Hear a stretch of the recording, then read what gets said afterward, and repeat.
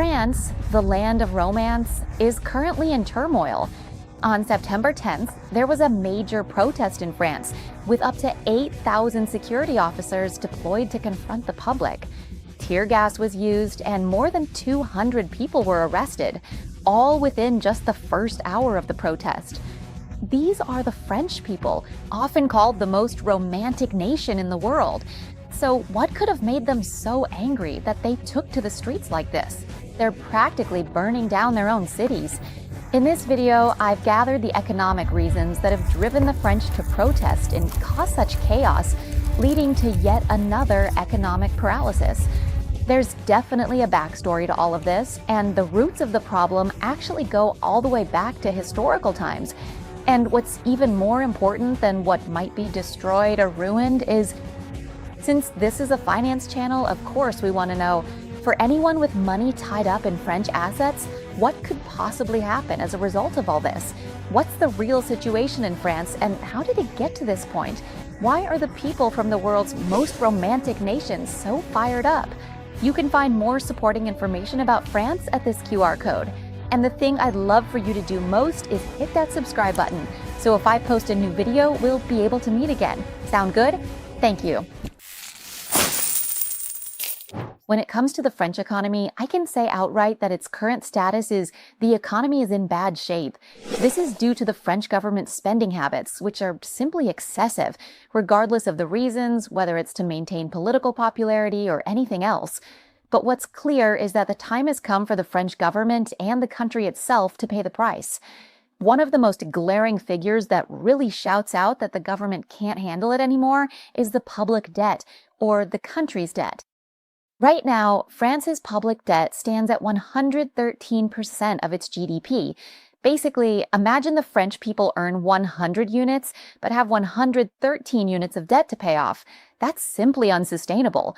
Some might say, if it's a big country, having a lot of public debt isn't a problem because they have high income. Yes, France is a big country, but lately its income isn't that high now, and its productivity, it's not that great. That's why there's another figure that really shouts out that the French government is in trouble, and that's the budget. The French government's deficit is way over the EU's target. The EU says the deficit shouldn't exceed about 3%, but right now, France's government budget deficit is at 5.8%. If you look at this graph, you'll see that the blue line here shows the French government's budget. It really plunged into the negative during COVID. At its worst, it was down 8.9%. After COVID, things seem to be getting better, with the deficit shrinking from 8.9% to 4.7%. But then something happened. By 2023 and into 2024, things kind of fell apart again, and now the deficit is back up to 5.8%. One of the reasons this latest unrest broke out is because the French government, after seeing this, with the government budget being that far in the red, right? So there's been an effort to push this line back into positive territory by 2028. Basically, there aren't many ways for the government to turn a negative budget into a positive one. There are two options. One, cut expenses. Two, increase revenue. And one of the easiest ways to increase revenue without having to start any new businesses, especially when the business sector is really tough, is by collecting taxes. Normally, in any country, when the economy improves, there's a natural tendency for tax collection to increase as well, because people are earning more, right? But if the economy isn't doing well and people aren't earning more, in fact, they might even be getting poorer, but the government still needs to increase its revenue, then they'll try to collect more taxes through various methods. Sometimes they won't say outright that it's a tax increase, but in the end, it's basically squeezing people dry, and the public doesn't like it. Another thing the French government is doing is setting a goal to save 43.8 billion euros in the budget by 2026. This is one of the measures that have led to unrest, because what the government plans to cut are expenses that directly affect people's quality of life. For example, they're canceling 2 national holidays altogether, freezing pensions, meaning instead of increasing pensions as before, now they're extending the period before you can receive them, and even then, the payments are delayed. They're also cutting the health budget by 5 billion euros, which really impacts people's quality of life. That's why eligible voters in France, they're not just dissatisfied, they're angry to the point that it's sparked riots. And this isn't the first time either. Not long ago, there were riots in France. When riots keep happening over and over, it undermines political credibility in France, right? That's why the FERN Economic Policy Uncertainty Index, which measures political instability in France, has shot up dramatically. When politics are unstable, the financial sector becomes unstable as well. That's why, right now, France is at the point where there's a real possibility they'll have to request financial assistance from the IMFs. As a result, the overall French economy is now smaller than the average of other EU countries. So how do investors see this situation? Because what's happening right now is high risk, spanning politics, the economy, and finance, which makes investors are pulling their assets out of France. If you look at this chart, you'll see that instability has spiked across every market. Whether it's services, industry, or construction, nothing has been spared. And if you look at this chart, you'll immediately see that French assets are now considered high risk. For example, the yield on France's 10-year government bonds is currently very high. Just to recap, when a country's government bonds offer a high yield, it means that the government bonds of that country is considered high risk. When the yield is high, the interest rate is high, which means the government's ability to repay its debt decreases because the burden increases, right? That makes the government bonds of that country even riskier. Now, if you look at this chart, you'll see that the yield on France's 10-year government bonds, the red line here, France is at the very top. This means the French government has to pay the highest interest rate among all these countries if it wants to issue bonds to borrow money. So who does France have to pay higher interest then? If you look down the list, France pays more than Germany, more than Greece, even riskier than Greece. And like I said, the ones who have to pay higher interest are those considered higher risk. So what does this number mean? It means that as of today, France's assets are seen as riskier than Greece's. And right now, this is what's really eating away at France. So besides the heated politics, it's also the interest rates. Interest rates are really eating away at France right now, according to data from the European Commission. At the moment, France has to pay interest amounting to as much as 2.5% of its GDP. Some people might say, well, 2.5% doesn't sound like a lot, but that's 2.5% of France's GDP. France's GDP is $3.16 trillion, so 2.5% interest equals $79 billion is what France has to earn just to pay interest, just interest to service that debt. That $79 billion can't be used to develop the country, can't be used to help rebuild areas devastated by riots, can't be used to build infrastructure, can't be used to build schools, can't be used to help citizens who are struggling in poverty. That's a huge amount, 2.5% of GDP. And the consequences followed immediately.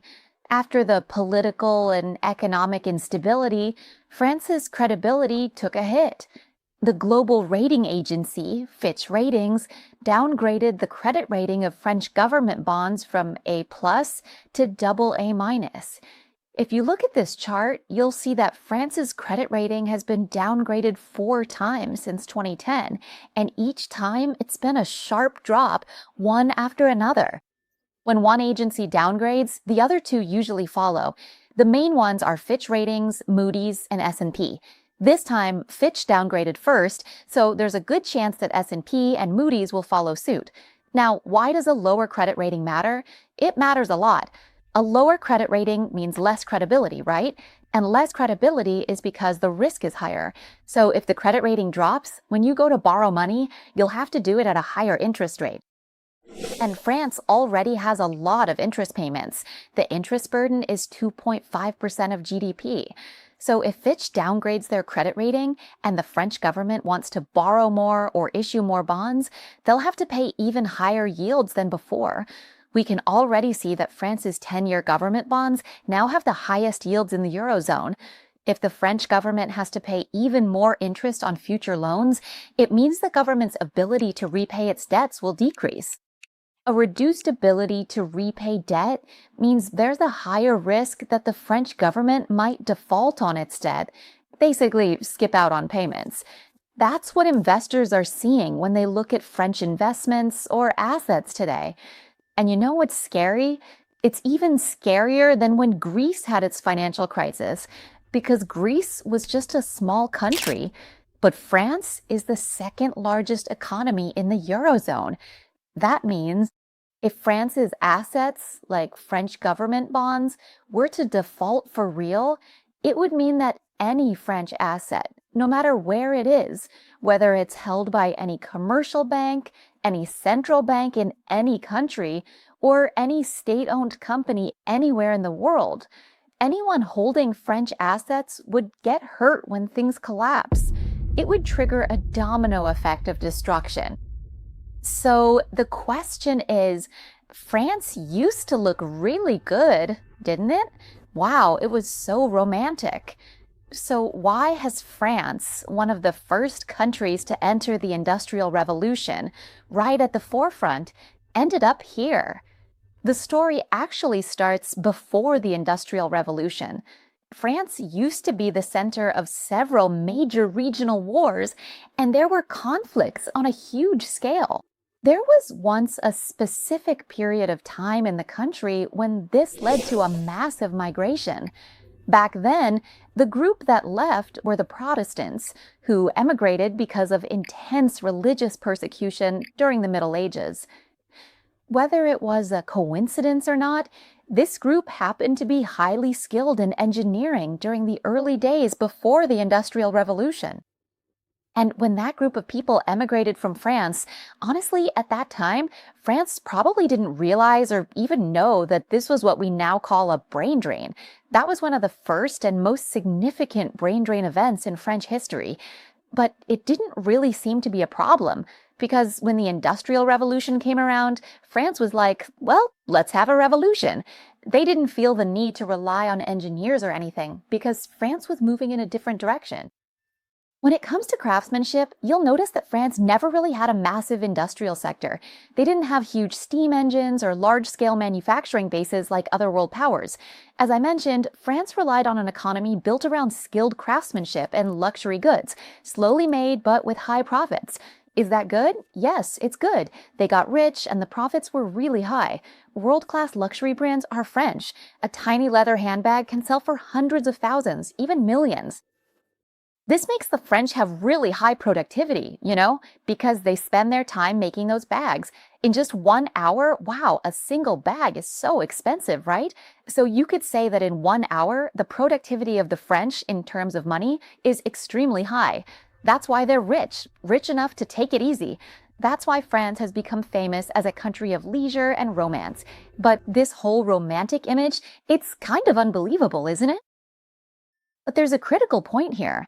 When the world outside becomes extremely competitive, so competitive that you just can't take it easy anymore.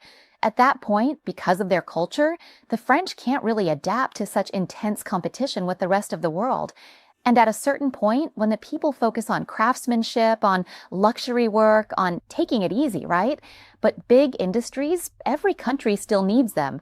So it turns out that the people themselves don't end up building large private companies. It's the government that builds them. That's why the major industries in France are structured as state enterprises, like the National Bank, the high-speed rail service, Air France. This means that most large businesses in France are managed by the French government. This is really different from other countries where most businesses are run by the private sector, right? And the difference between private companies and state enterprises is significant. Private companies have to try to cut costs to generate revenue and maximize profits, right? But state enterprises don't really need to cut costs that much because their income doesn't come from business operations. It comes from collecting taxes from the public. So they don't have to worry much about revenue. As for expenses, state enterprises also don't necessarily have to keep their spending that low. If those expenses can help boost political popularity, like hiring a lot of people, then it's fine. It makes it look like a lot of people have jobs at big companies, and that wins political favor. What I've just described, do you know what that is? It's economic intervention. And this kind of economic intervention leads to inflation, because state enterprises hire a lot of people just to gain political popularity. They're not hiring because, wow, production is increasing or revenue is going up. No, that's not it. So this leads to a large workforce that can easily get jobs in government enterprises. So what does it mean when people have jobs in state enterprises? It means that small businesses outside will have a harder time finding people to hire. When it's hard to find workers, what does that mean? It means you'll have to raise wages to compete. And when these small companies have to hire people at higher wages, what do? They have to raise the prices of their products. That's why product prices go up, because these companies have to pay more to hire people. This leads to inflation driven by wages. This is called a wage price spiral, and it just keeps looping like that. On top of that, the French government spends a lot on welfare benefits to gain political popularity. If you look at this chart, you'll see that France spends the highest proportion of its GDP on welfare benefits compared to any other country in Europe. And do you know what happens when you spend a lot on welfare? It goes against something else. Do you know what that is? It goes against France's ability to generate income. France's productivity, or output per hour, used to be pretty good. They could produce just a little and make a lot of money. But since 2020, productivity in France hasn't been that high anymore. During COVID, sure, French handbags sold really well in China, right? But after that, there was a period when the luxury market in China just collapsed. So that's the source of France's income. I've talked about this before. If anyone's interested, it's about the decline of the luxury empire. So after brand name goods stopped booming, France's productivity dropped too. The French government, which used to spend heavily on welfare to gain political popularity and all that, can't do things the same way anymore. In fact, things might even grind to a halt and go in the opposite direction. This is forcing France to face a certain reality that their workforce are now passionately and fiercely demanding that the government uphold and protect the standard of living they have previously enjoyed. And let me tell you, the longer the civil unrest drags on, the more severe and catastrophic France's ongoing national financial crisis will inevitably get.